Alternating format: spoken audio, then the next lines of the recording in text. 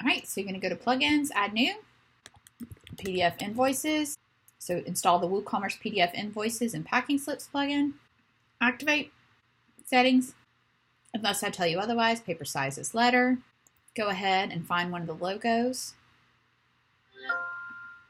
Shop name is the name of the website.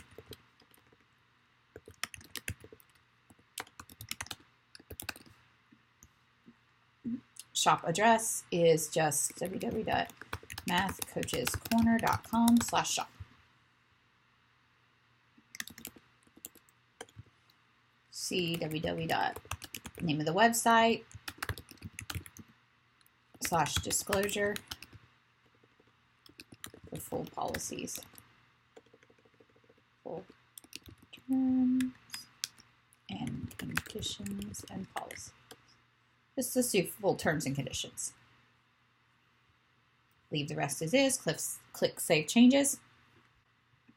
Documents. You want to enable and you want to attach it to new order, canceled order, failed order. In fact, you want to attach it to everything.